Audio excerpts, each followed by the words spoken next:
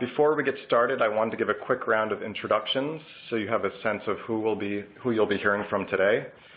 Here at the Michael J. Fox Foundation, you'll be hearing myself. My name is David Fleet. I'm a programs officer on the research programs team. Also at the foundation, you'll hear from Adria Martig, who is a senior associate director on the research programs team. And of course, you'll be hearing from our challenge winners. That's Dr. Dugu Tosin Turgut from the University of California, San Francisco, and Dr. Fei Wang from Weill Cornell Medicine. Today's webinar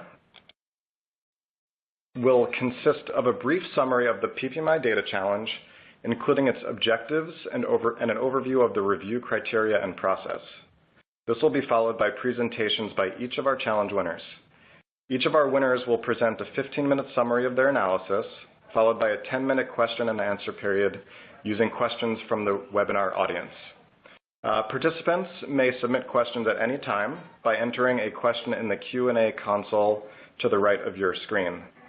To help us triage questions, please indicate whether your question is intended for Dr. Tosin Turgut, Dr. Fei Wang, or an MJFF staff member.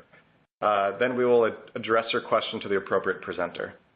We will do our best to answer as many of your questions as possible, time permitting.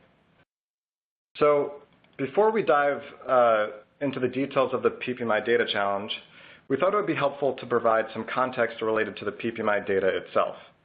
PPMI, the Parkinson's Progression Markers Initiative, is a landmark observational clinical study to comprehensively evaluate cohorts of interest using advanced imaging, biologic sampling, and clinical and behavioral assessments to identify biomarkers of Parkinson's disease progression.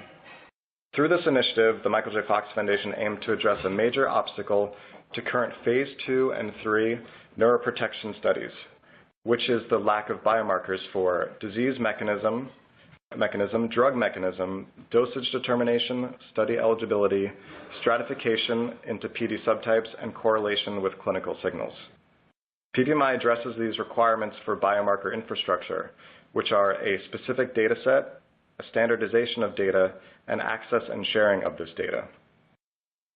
The PPMI Data Challenge was designed to stimulate analysis of this robust data set, while offering an opportunity for cross-disciplinary collaboration.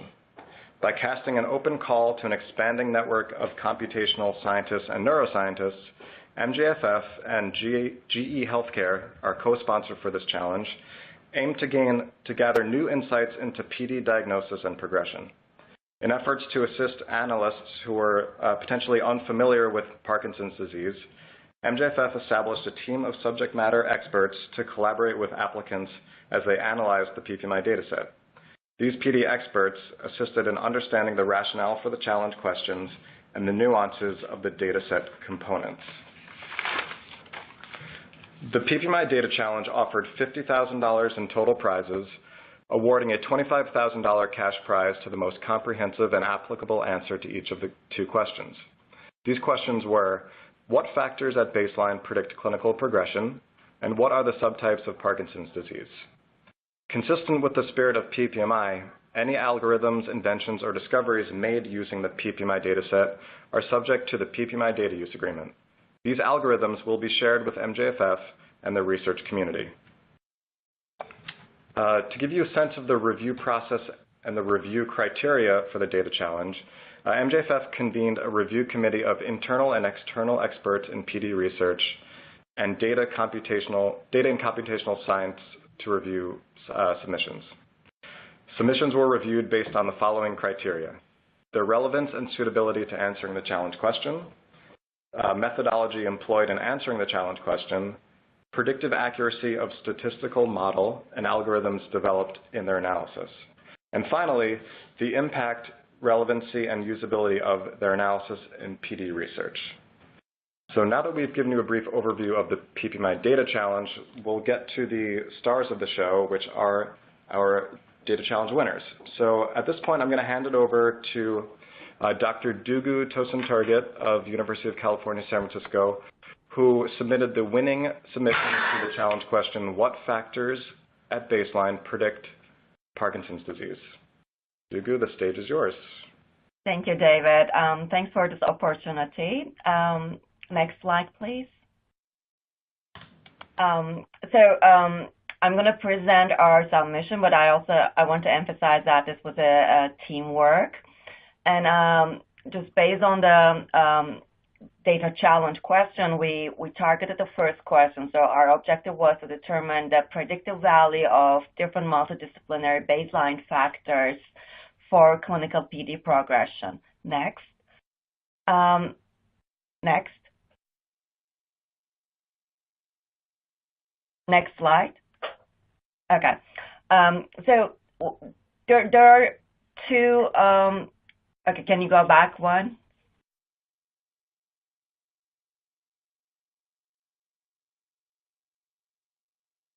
Thank you. So before we jumped into the predictive value, we wanted to disentangle two things about this first question. The first one is a definition of what is the clinical PD progression, how can we quantify that? Then we address what are the baseline factors, multidisciplinary, that can be widely used in clinical practice, that can be translated to clinical practice easily, determine which of these baseline factors are the best predictors of this unbiased PD progression definition. Next.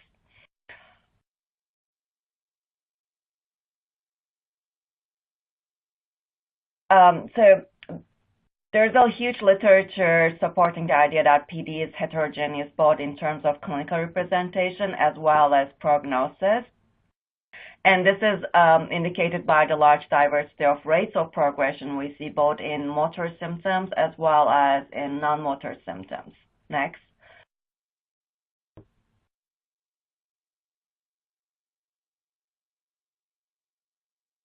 So the classical way of assessing the clinical progression in PD is based on composite scores, mostly driven from UPDRS assessments.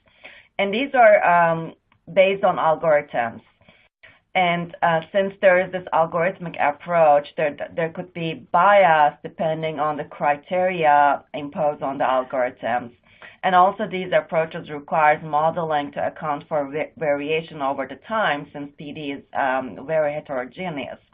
And another limitation of these classical approach is it doesn't provide a measure of uncertainty or certainty in terms of the PD progression quantification. Next.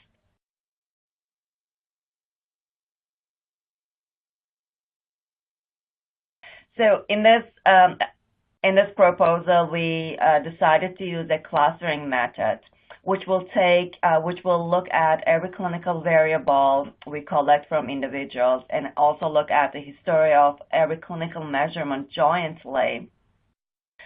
And the goal of the clustering method was to identify PD progression groups, for instance, fast versus slow progression groups, but also provide a certainty measure. So we will attach a confidence interval around each cluster for every individual patient. Next.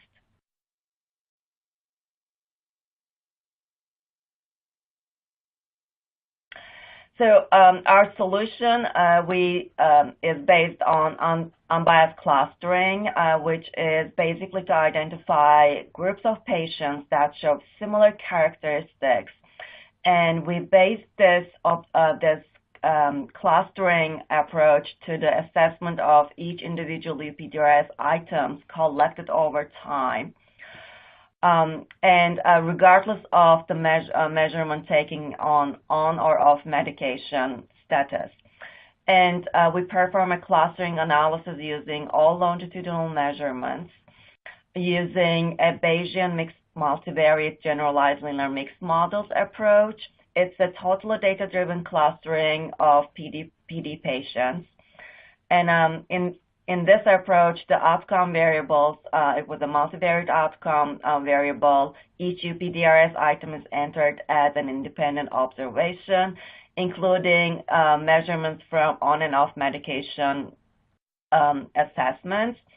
And these outcome variables were regressed on both time in the study, that's the visit visit the UPDRS measurements were collected, as well as the levodopa equivalent dose, since we are using both on and off medication measurements. Next.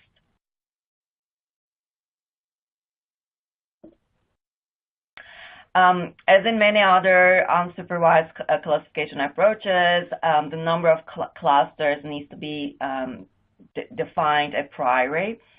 So we tested many different number of clusters to identify which number of clusters is the best match for our data set.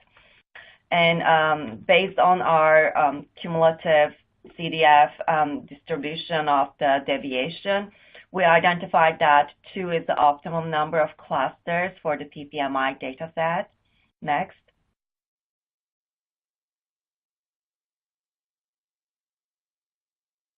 Based on the two clustering approach,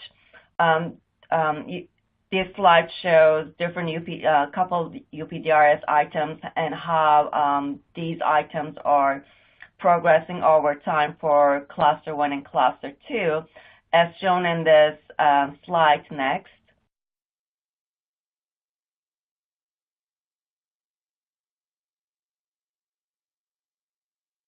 The group 1 identified by the clustering algorithm shows a very small progression over time on these particular items. And next.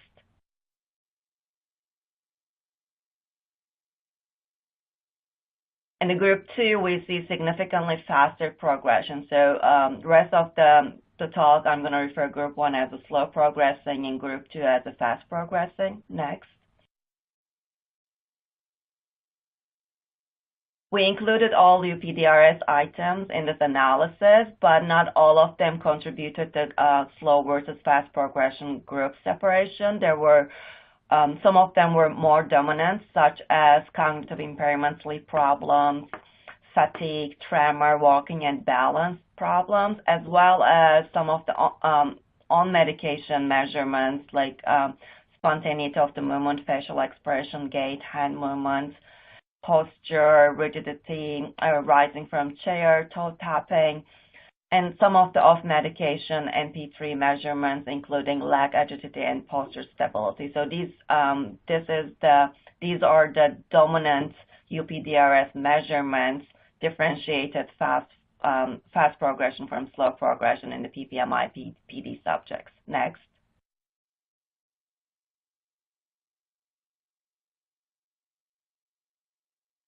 When applied to the entire PPMI data, where we have over 400 PD subjects with longitudinal UPDRS measurements, both on and off medication, we identified 267 of them as slow progressing and 156 of them as fast progressing PD patients. Next. And next. As I mentioned before, one of the advantages of this approach is we were able to define a certainty on our slow versus fast progression clustering. Within fast progressing PD cluster, our certainty, we were able to identify these patients with high certainty, but within slow progressing cluster, we have high certainty for about 67% of them, and 91 of these subjects were identified as slow progressing with uncertainty. Next. In a follow-up analysis, we looked at the characteristics of the patients who were identified as slow progressing with low certainty. We observed that the disease duration for these patients were shorter, significantly shorter than the other PD patients. This also fits very well with the PD literature. The longer we observe the patients, our certainty in their prognosis is getting better. Next.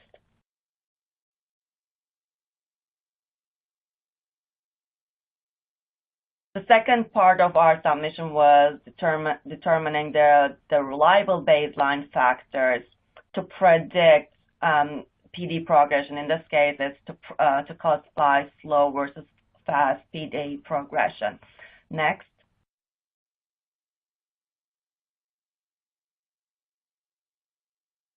So our criteria in identifying the candidate baseline factors were we wanted it to be multidisciplinary. We wanted those factors to be widely used in clinical practice or measurements that can be translated to clinical practice easily. And also we wanted our baseline factor selection at the end be data-driven. So we just based on these criteria, the candidate list, baseline factor list we had was included demographics such as age, gender. We also included the subscores of UPDRS from baseline. We included dot uptake from left and right statements, CSF biomarkers, including alpha-synuclein, amyloid, tau, and p-tau. We included a genetic risk score provided by the PPMI genetic score. And also, we included imaging scores driven from structural and diffusion-weighted MR imaging that is associated with the PD progression. Next.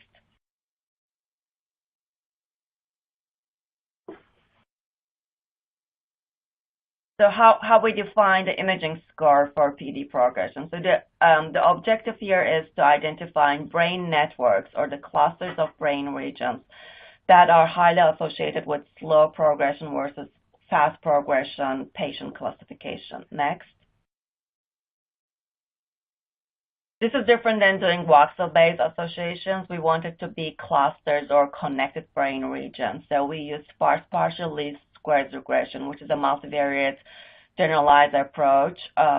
It inherently avoids multiple comparisons since we're looking at every voxel simultaneously to identify these association patterns.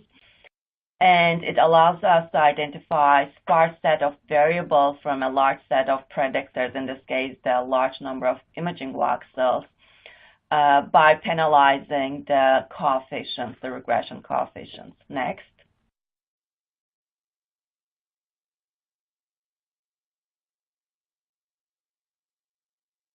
As a prep step for imaging association identification, the structural MR and diffusion-weighted MR images were pre-processed using a well-established framework. The basic idea is every subject's imaging data is nonlinearly warped to a template, an average brain generated from healthy controls. And from structural images, we quantify voxel-wise atrophy based on the Jacobian of the deformation, and these matrices are corrected for age and normal age and gender co-founding effects. And a similar framework is used for diffusion-weighted imaging, where we focus on fractional anisotropy, which quantifies the white matter integrity locally. Each subject's FA map is warped to the average brain FA map from model from healthy controls. And later, the warped FA maps were detrended for normal age and gender, normal co-founding factors of age and gender. Next.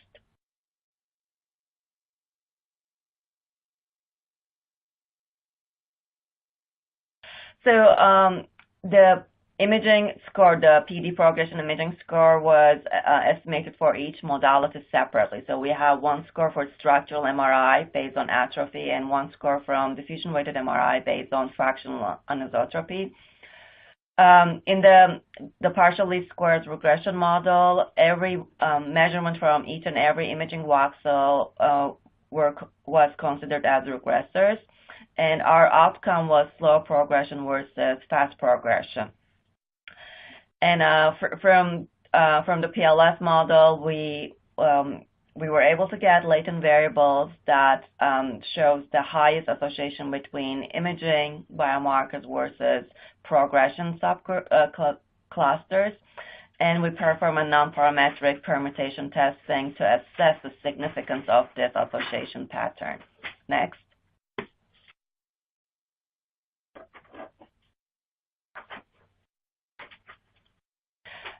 Just going back to the PPMI data set, among 176 PD patients identified with high certainty as slow progressors, we had multimodal MR data for 62 of them.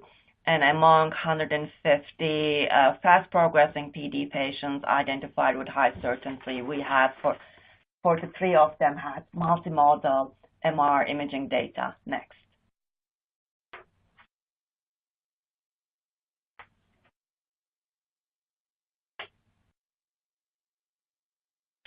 We also included 66 healthy controls from PPMI data to model age and normal age and gender effects.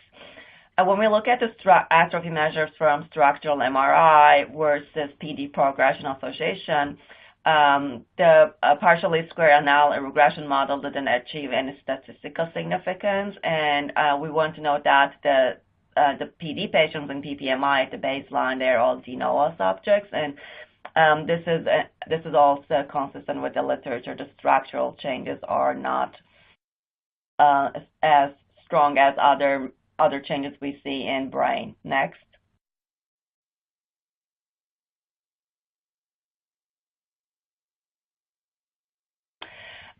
We identified one latent variable using PLS regression model that shows FA and PD progression association that included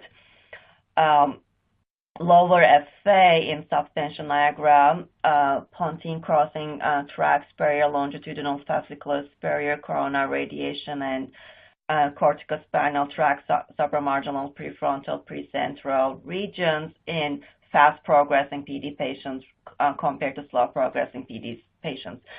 At the same time, we also observed higher white matter integrity, higher FA in posterior paracolus area and supplementary motor area in fast-progressing PD patients compared to slow-progressing PD patients. And this was the imaging signature for PD progression.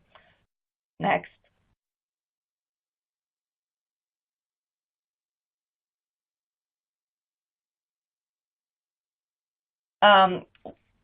The next step was derivation of the PD progression classification. The dependent outcome variable was slow progression versus fast progression as a dichotomized grouping.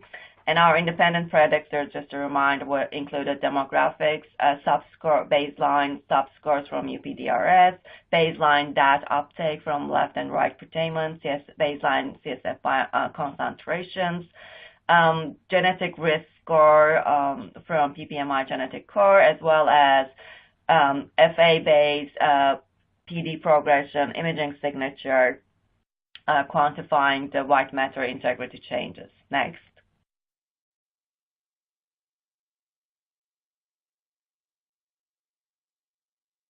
The one challenge in selecting the best baseline factors as a predictor of PD progression is the factors we consider are highly correlated, as shown in the correlation plot on the right.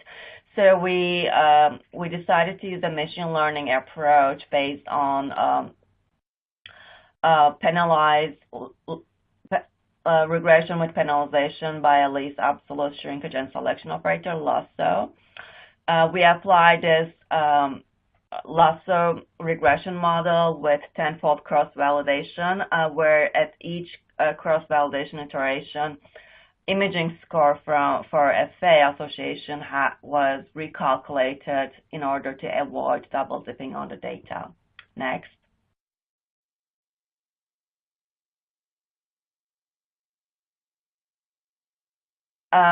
Just going back to the full PPMI data, we only had 54 PD subjects identified with high certainty as slow progressing who had all these baseline factors, and 32 fast progressing PD patients with high certainty who had all these baseline factors collected. Next.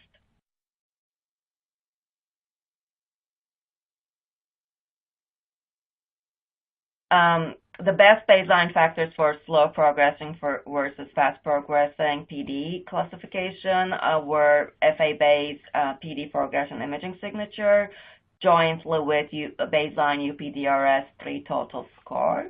Next.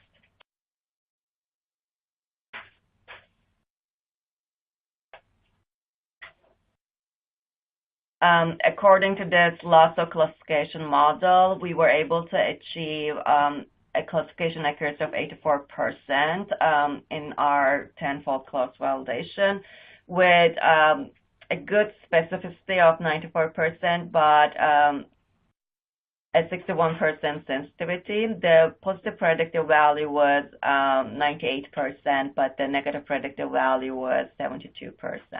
Next.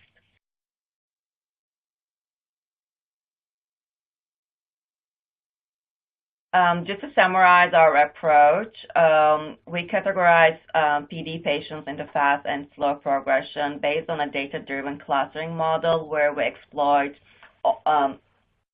all UPDRS items from every longitudinal time point, including both on and off medication. It's a more generalized than classical categorizations based on algorithmic total score or composite score approaches. And also, our approach provides an uncertainty in categorization for each patient. We presented a classification approach based on Lasso modeling, and our approach achieved a good prediction of fast versus slow progression. And we believe that this will improve patient management and clinical practice, as well as patient selection in clinical trials as a baseline screening method. The machine learning of the PD progression leads to biologically meaningful patterns of brain damage we see in white matter integrity.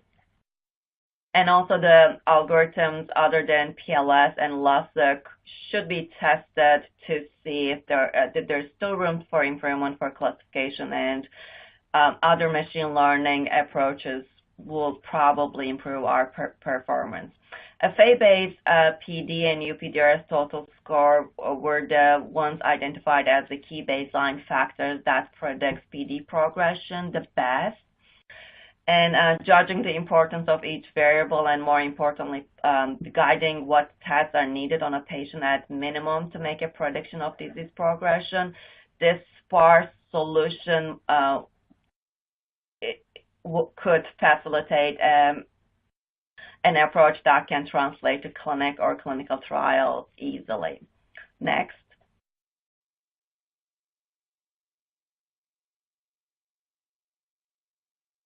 I want to acknowledge all the support we get from Michael J. Foundation, funding support, and also Parkinson Progression Markers Initiative. And also I want to acknowledge my colleagues, Norbert Chu, Eric Foster, Yuzeng, and Catherine Weir for their amazing work to accomplish this study. Thank you. Great. Thank you so much, Dugu. That was wonderful. At this point, we're going to open the Q&A session. I'm going to hand it over to my colleague, Adria Martig, who will moderate this portion of the webinar.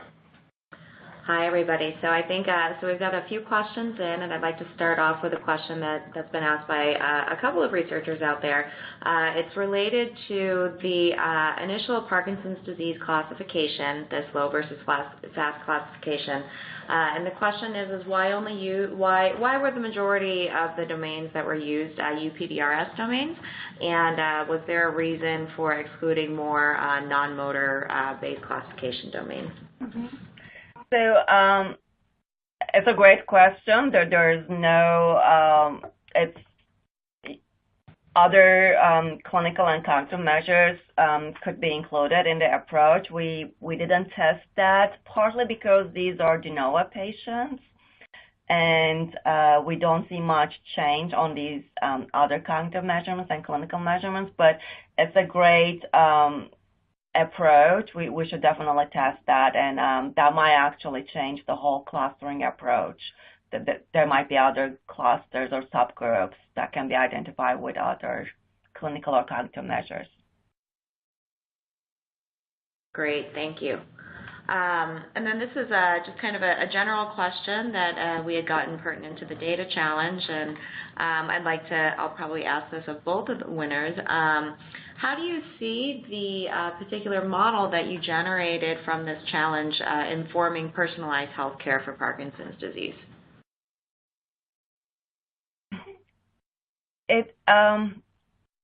That's a great question. So we're hoping that this could be used to predict their speed of progression, and also to predict at which domains they're going to decline faster. So there will be more emphasis put on those domains. And also that might also be used to schedule the follow-ups as well. Okay, great. Thank you.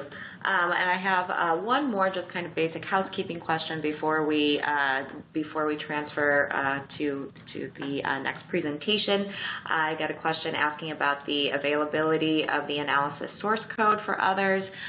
We are working on the best way to make these tools available to the general community, and so you'll see that in the coming year, a mechanism for algorithm sharing. We're not too sure how detailed in terms of source code versus not we'll get, but there will be a mechanism for sharing this information with the broader community.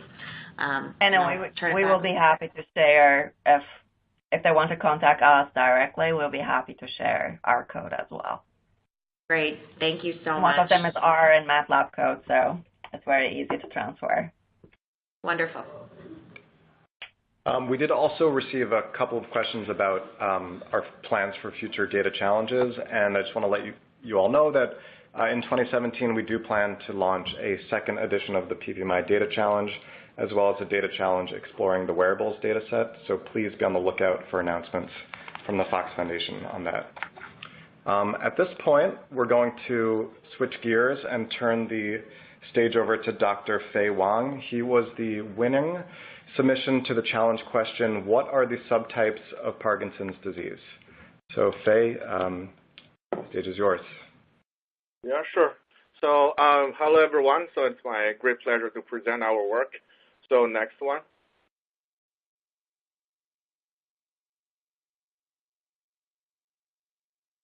Next.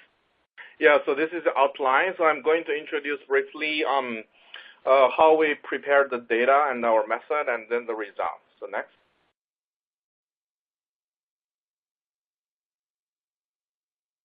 So I'm going to introduce the data preparation first.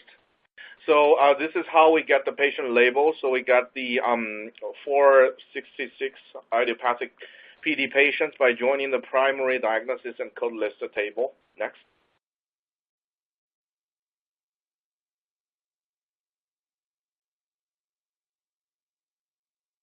So we got so we basically trying to leverage all the features from the 35 tables. So those are the table names. So next.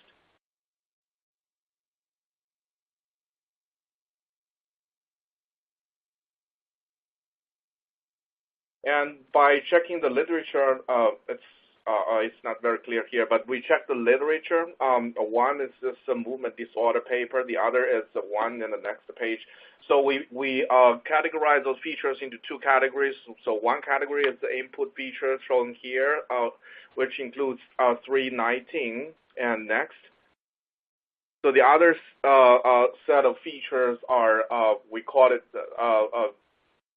target features. So the way we categorize them is that so the target features are shown to be in existing literatures more closely related to the assessment or the the evolution of the progress of PD. But the input features are not that well studied, so that's how we categorize them. Next.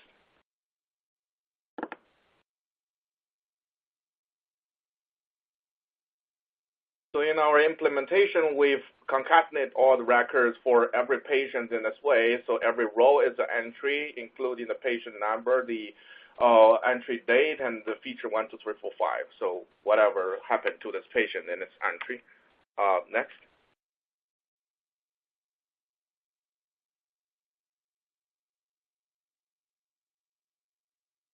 So there are a whole bunch of different categories of features, like categorical features, continuous value features, binary features, so on and so forth. So we have to standardize them. So this is how we process the categorical features. We just use a popular one-hot representation, which is commonly used in machine learning in data mining. So let's say this feature is, let's say, is a color including 3 values, black, red, and yellow. We just create 3 binary variables corresponding to feature black, feature red, feature yellow. If it is black, then it is 1, 0, 0. If it is red, then it is 0, 1, 0. And if it's yellow, it is 0, 0, 1. So this is the one-hot representation. Next.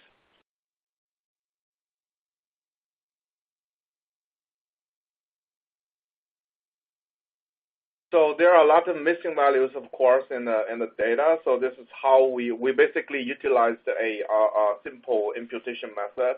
So if this feature is missing, so we first check whether it has the lost occurrence, and then if it has, then we just carry as lost occurrence.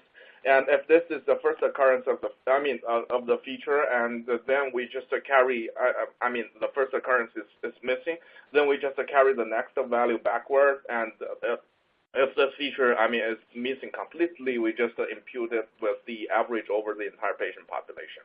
Next.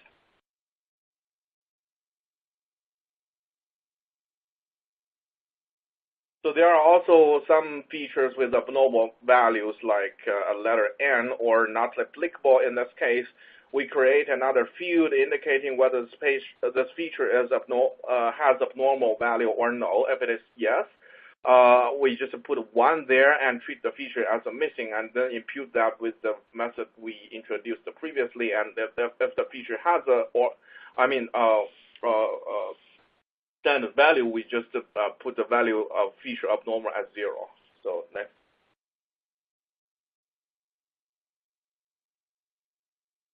So this is how we basically pre-process the data, and now I'm going to introduce the methodology we used. So next. So this is a flow chart. So our idea is to basically identify patient cohort or subtypes such that the patient within each subtype, their Parkinson's, their PD progression trajectory is similar to each other, because all those features are, the values are evolving over time. We're seeking for patients whose basically changing or the trend of the value change of the features are similar to each other within each subtype. So in order to do that, we basically need to evaluate the similarity between the temporal sequences or the trajectories. So what we use is a dynamic, I'm going to introduce is a technique called dynamic time warping, which is widely used in temporal mining, in data mining and machine learning. And then we use a T stochastic neighbor embedding to embed them into 2-dimensional space so that we can see how many clusters and the distribution of the patients. And before we do that, because of all these challenges on the features we just mentioned, so we first use a neural network model, which is called long short-term memory, which is shown to be very powerful for processing sequential data to embed those feature sequences into a unified space before we do the DTW. So next.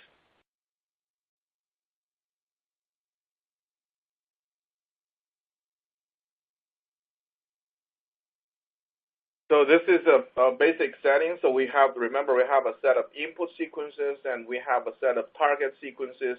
And what we're going to do is we first train a long short-term memory model on top of those input and target sequences, and then extract the embedded temporal sequences and run a dynamic time warping on top of that to get the similarity between pairwise temporal sequences, and then embed those sequences into 2-dimensional space so that we can see their distribution. So next.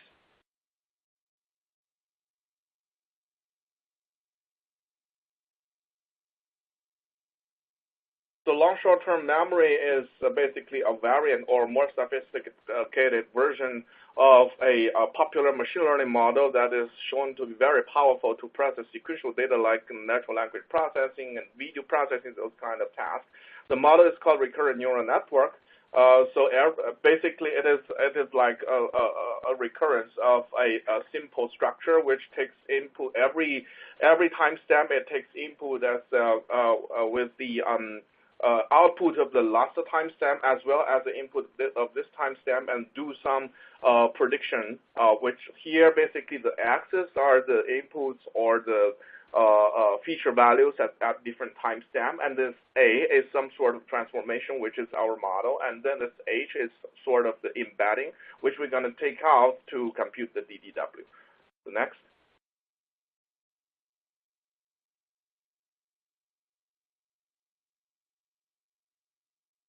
So this is a more detailed look of what this A looks like. So it is a nonlinear transformation. Next.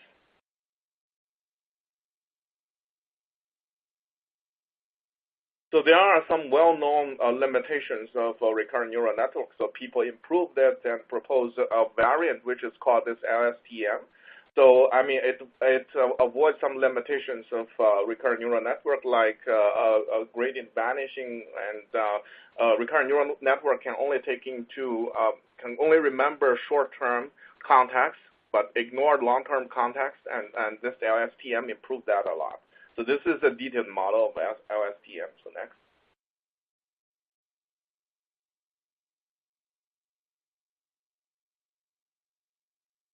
So for our model, because we have both the input features and the output features, so we train this model to predict, to take the input features as input and take the target features as output as the prediction, and then we train this model. We train this LSTM model, to get those parameters. So that's how we get those H. Next.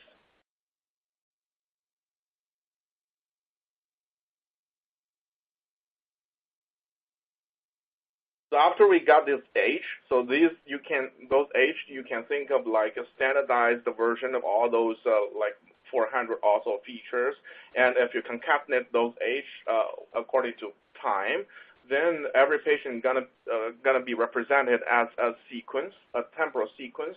And in order to measure the similarity between pairwise sequences, so we use the dynamic time warping technique. So this is basically commonly used for two temporal sequences. I mean, they can have similar shift, but it can be there could be a little bit like a variance on the speed or on the a little bit shift on the values, and DTW can basically find the best matching point for the two sequences and compute the similarity.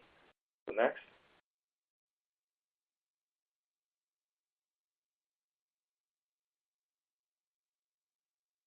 So after we compute the similarity using DTW between pairwise sequences, temporal sequences, so we basically got, let's say we have M patients, then we have an M by N similarity matrix, and then we take that as the input, and we embed those patients, those M patients, into a two-dimensional space.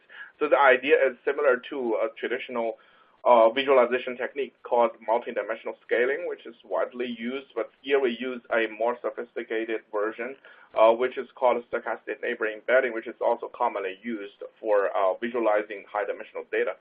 So next.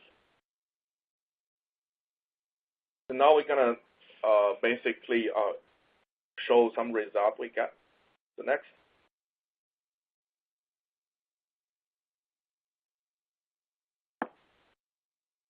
So this is the embedded result of the patient. So we can clearly observe three clusters, which we call the subtype 1, 2, 3. And next. We compared it with some other baseline techniques. For example, what if we just use the input features and then compute DTW on top of that and embed it into two-dimensional space with SNE? So this is what it looks like. You can see, the three subtypes. It's not that clear. How many clusters are here? There is one well-separated clusters, and the rest of two somewhat overlaps with each other. So it is not that well separated as in the LSTM result. So next.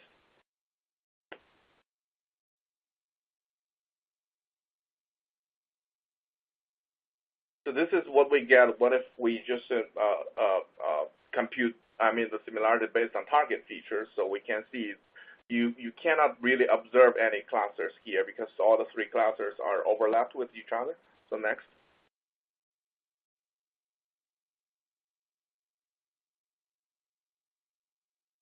So this is what we get by concatenating both input and target features. So you can see, still, it is not that, obvious how many clusters are here. So next.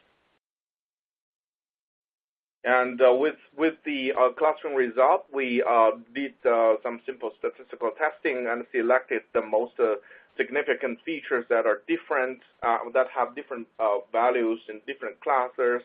And those are this is a heat map, with the rows are the top features according to their p-value, and the columns are basically the different subtypes. And the value here means that whether they are significantly larger or lower than the total mean.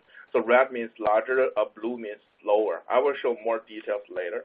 So this is basically the mean value of the features. Next. We also tested what if, because for every patient, every feature, we have its, because it's temporal, so we have its initial value and its ending value, so we compute the first order difference of the variables, and we show the difference here. So here red color means that the value increases, and blue value means that the value decreases, and the darker the value means that the more significant the difference is. So next.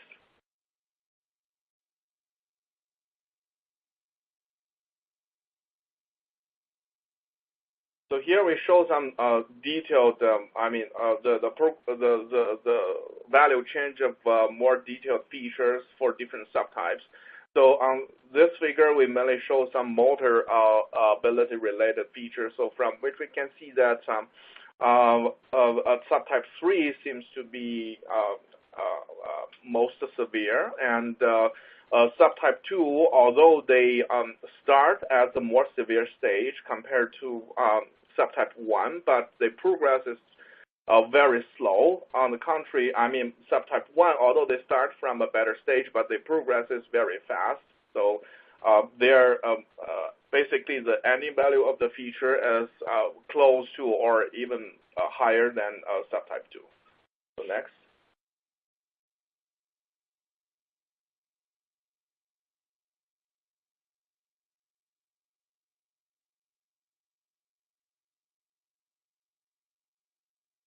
So those are the features, basically non-motor features that how their value changes over time for different subtypes. So we can see that still, subtype 3 has the most severe stage. In this case, it looks like, on the non-motor capability side, subtype 2 seems to be more severe than subtype 1 typically. So next.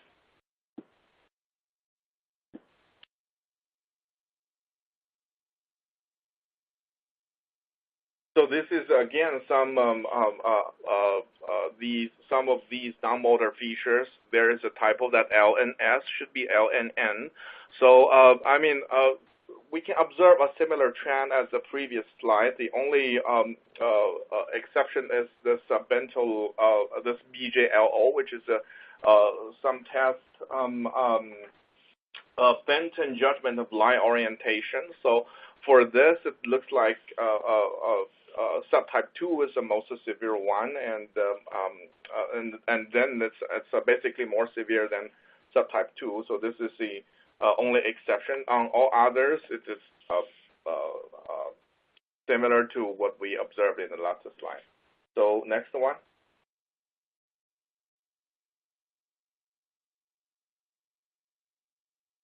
So this is basically the change of the feature values on the DAT scan images. So we plot all the feature values of the 4 regions, so we can see consistently. So subtype 3 is the most severe, and then subtype 1, and then subtype 2, and also consistent with what we observed in the motor features. So basically subtype 1 progresses faster than subtype 2 because subtype 2 you can see the slope is like more smooth, but subtype 1 the slope is higher. So and subtype 3 is the most severe. So next.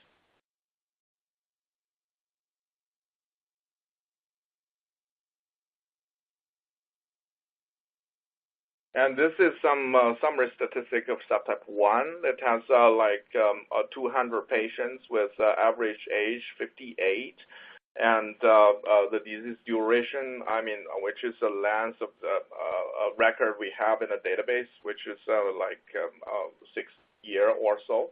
And we showed some significant features like the CSF total tau. For subtype 1, it's the worst, and for this MoCA and the geriatric depression scale, it is the best. Next.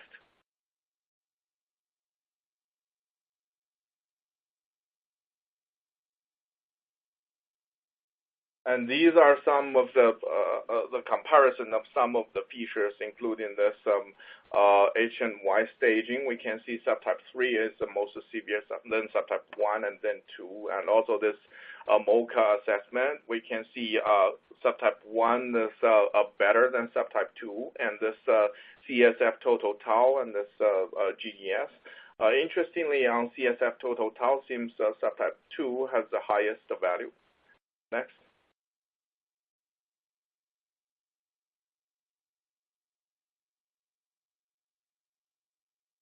So this is basically some summary statistic of subtype 2, so which include like 100 or so patients, and it has the average age larger than the first subtype, and disease duration is also longer. And these are some of the features, for example, H and Y and the CSF total tau, they have the best value, and this for CSF A beta 42, and that BJLO, that is that bento a judgment of line orientation thing, subtype 2 has the worst value. So next one.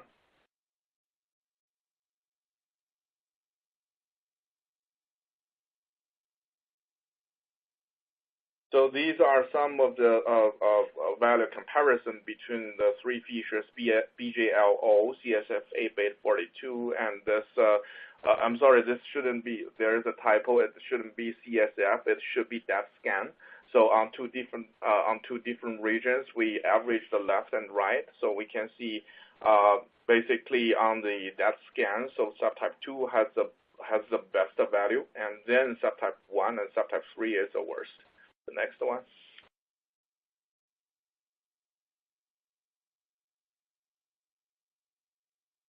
So this is subtype 3.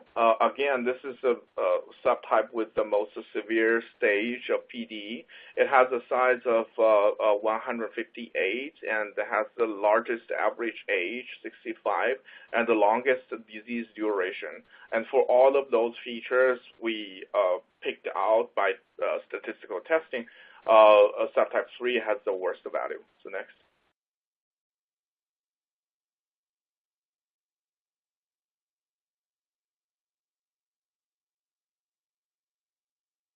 So these are the comparisons of the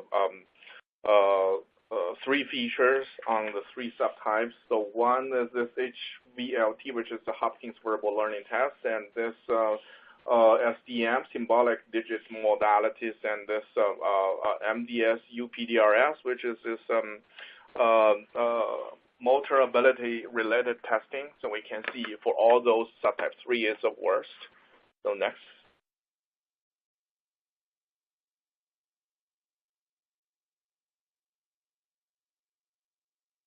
So basically, to conclude, so for this, we developed a machine learning methodology to, with the hope of discovering the subtypes of PD, where according to the progression of their feature values. So we hope to discover the patient subtypes such that within each subtype, the trajectory of the features of the patients are similar to each other, and we discovered 3 subtypes. So one is the most severe.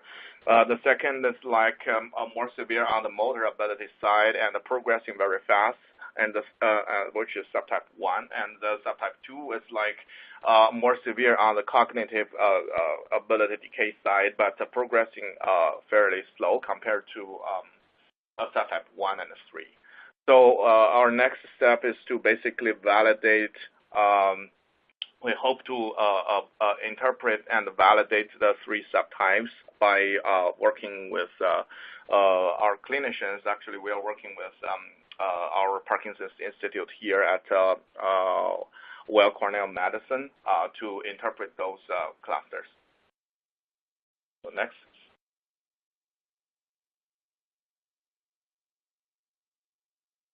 So thank you, and I would like to acknowledge that this is also a team effort, including me and 2 of my PhD students, Jian Liang and Xiao Cao, and I'm happy to take questions. Great. Thanks so much, Fei. Again, I'll hand over to Adria Martig, who will moderate the question and answer period. We only have about 4 minutes, so. Yeah, so we have just a couple minutes for questions. I'd like to start off with a few part questions from Jesse Cederbaum of Biogen. The first question is, does this model differentiate SWEDs from DAP-positive PD? Differentiate what? SWEDs. When does this model differentiate positive PD? Excuse me? So the question is if the model differentiates PD from the SWED cohort, and SWED are the subjects that have scans without evidence of dopaminergic deficit, as opposed to the true PD patients that had a positive DAP scan. I think we just, as I showed in the slides, we just use that whether the primary diagnosis of this patient is idiopathic PD or no as a label. So we just pick out all the patients with the idiopathic PD as primary diagnosis as the cases, which include 466. So that's how we pick those cases. Okay, thank you. And then I have one more question from Jesse Cederbaum, and that is, if you leave out the outcome variables from the progression model, do the remaining predictors still function the same? Right. Yeah. Yeah, so that's basically we showed, so those are basically the input features. So we showed the comparison on the embedding side. So what if we just use the input features, or what if we just use the target features, and what if we use them both? One interesting thing we discovered is that it seems that after this LSTM embedding, it looks like the clusters are more compact, and we can identify more significant discriminative features. So that's, also something we are currently investigating why this model can achieve that.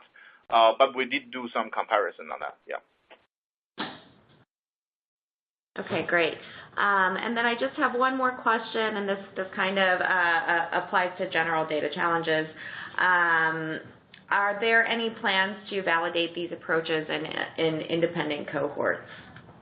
That would be great. We would love to share the source code. I think I'm going to send MGFF the code and see how can we make the code public for public research use, and everybody can test the code on whatever the patient cohort you have. So we would be happy to validate that. Yeah. Great. Great. So unfortunately, we are out of time today, but I just wanted to thank both of our presenters, Dr. Wang and Dr. Tosin Turgut, for their presentations and their responses to attendee questions. We were, again, thrilled by the response from the community to this data challenge and look forward to similar types of analysis moving forward.